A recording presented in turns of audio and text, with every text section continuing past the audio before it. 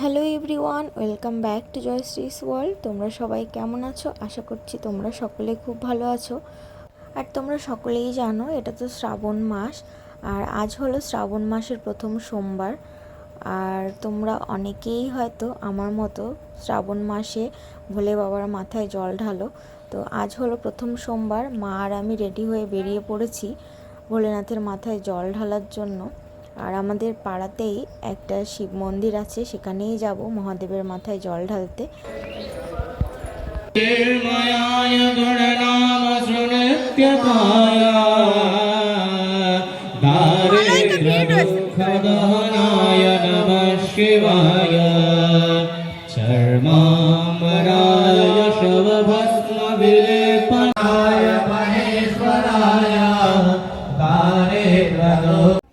দেখো মন্দিরে কি রকম ভিড়, প্রচণ্ড ভিড় ছিল মন্দিরে। আর এই যে লাইনে দাঁড়িয়েও পড়েছি আমরা, এখন ঢুকবো আস্তে আস্তে।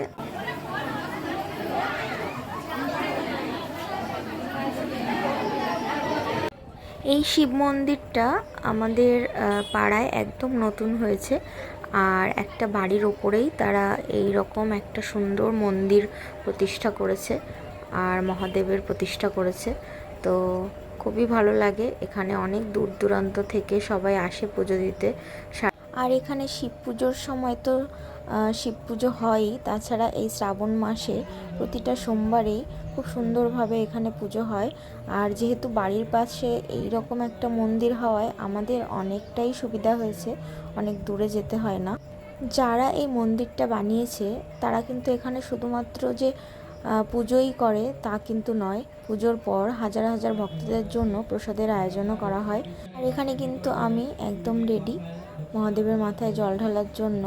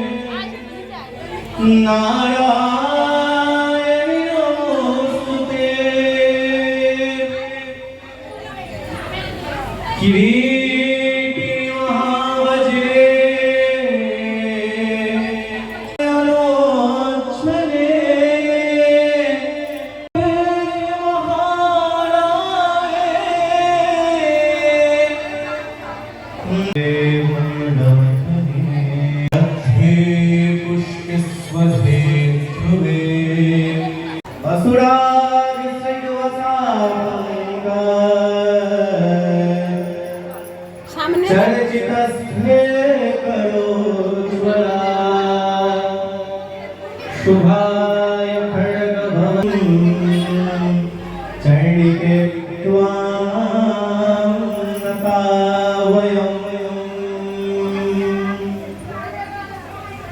रोगान् शेषान् पहंसि तुष्टा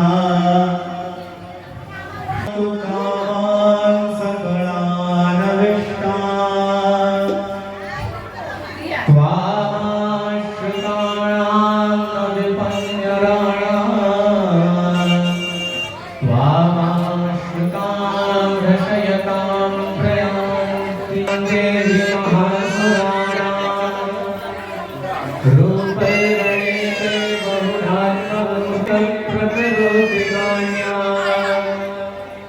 विद्याश्रेषु देवदेवी स्वाकेषु वाकेषु जगत्पद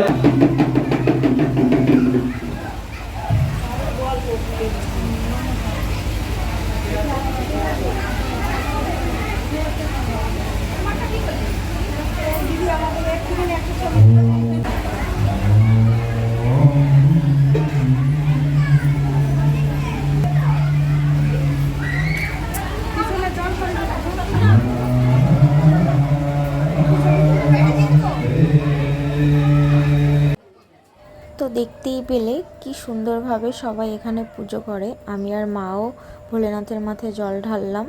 আর এখানে রয়েছে নন্দী মহারাজ। আর নন্দী মহারাজ কিন্তু সমস্ত মন্দিরে থাকে না, আমি অত দেখতে পাই না, তবে এই মন্দিরে আছে। আর আমার খুবই ভালো লাগে নন্দী মহারাজকেও আমি একটু জল ঢেলে পুজো করে নিলাম। আর তার কানে কানে কিছু একটা তো বলেছিলাম। যাই হোক, আমাদের পুজো খুব সুন্দরভাবে সম্পন্ন হয়েছে। আর সব থেকে এখানে যেটা ভালো লাগে সেটা আমি অন্য মন্দিরে পাই না, সেটা হলো এখানে কিন্তু সব সময় পুরোহিত থাকে। আর এখানকার যে পুরোহিত তারা কিন্তু দূর থেকে এখানে আসে আর সারা দিন রাত 24 ঘন্টা এইভাবে মন্ত্র উচ্চারণ করে, এখানে পুজো হয়। আর তারই মধ্যে সবাই এখানে জল ঢালে, ভীষণই ভালো লাগে। আর এখানে ভোলেনাথের অভিষেক হচ্ছে আর তারপর আবার পুজো হয়, এইভাবেই সারাদিন চলতে থাকে। তো এখানে খুবই একটা শান্তির জায়গা। অনেকে আমাদের গ্রামের অনেকে এসে এখানকার পুজো সারা দিন ধরে দেখে, খুব ভালো লাগে। তারপর এখানে যজ্ঞ হয়, অনেক কিছু হয় এখানে, কখনো আমি তোমাদেরকে শেয়ার করব। এবছর আমি ওইভাবে সারাদিন থাকতে পারিনি, তবে পুজো হওয়ার পর আমরা কিন্তু আবারও এসেছিলাম সন্ধ্যের দিকে ঠাকুরের প্রসাদ গ্রহণ করতে। এখানে সকাল থেকে রাত পর্যন্ত প্রসাদ বিতরণ হয়।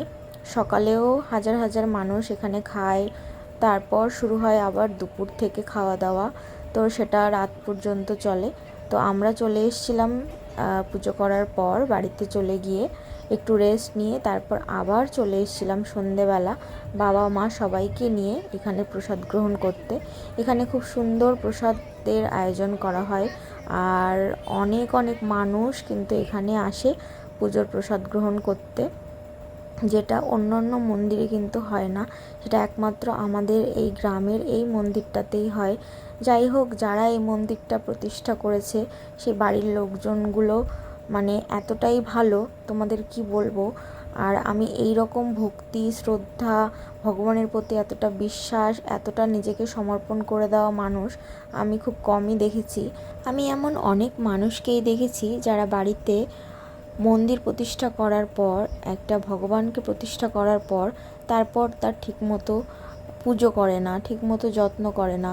তবে এই যে কাকিমা বাড়ির, ইনি একদম ভোর থেকে রাতে শুতে যাওয়া পর্যন্ত ভগবানের উপরে নিজেকে যেভাবে সমর্পণ করে দিয়েছে, যেভাবে ভক্তি শ্রদ্ধা পুজো করে, দেখে সত্যিই ভীষণ ভালো লাগে।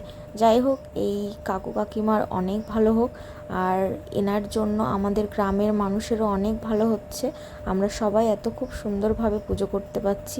যাই হোক, সন্ধেবেলা দেখো আবারও রেডি টেডি হয়ে এই যে চলে এসেছিলাম প্রসাদ গ্রহণ করতে। এই যে মা বাবা বসে পড়েছে আর এখানে করা হয়েছিল ফ্রাইড রাইস, আলুর দম, খিচুড়ি, আর তার সাথে ছিল আরও একটা সবজি।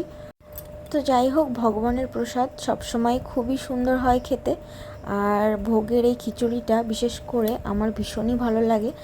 তো এখান থেকে প্রসাদ গ্রহণ করে এই যে পুজো মণ্ডপে আর একবার একটু পাক খেয়ে তারপর চলে গেছিলাম বাড়িতে। আর এই যে শাড়িটা আমি পরেছি, এই শাড়িটা আমি আমার বিয়ের পর আমার শ্বশুর বাড়িতে প্রথম বাড়িতে দিনের বেলা শাড়ি পরতাম, তারই মধ্যে এই শাড়িটাও ছিল। তো এই শাড়িটা আমার জন্য একটা স্পেশাল শাড়ি। যাই হোক, এটা এখন আমার মা পরে। তো অনেক দিন পর এই শাড়িটা পরলাম, বেশ ভালোই লাগলো আর ভীষণই সফট, পরে খুব আরাম। তো এই ছিল আজকের আমার ছোট্ট একটা ব্লগ। কেমন লাগলো অবশ্যই জানিও। দেখা হচ্ছে নেক্সট কোনো একটা ব্লগে।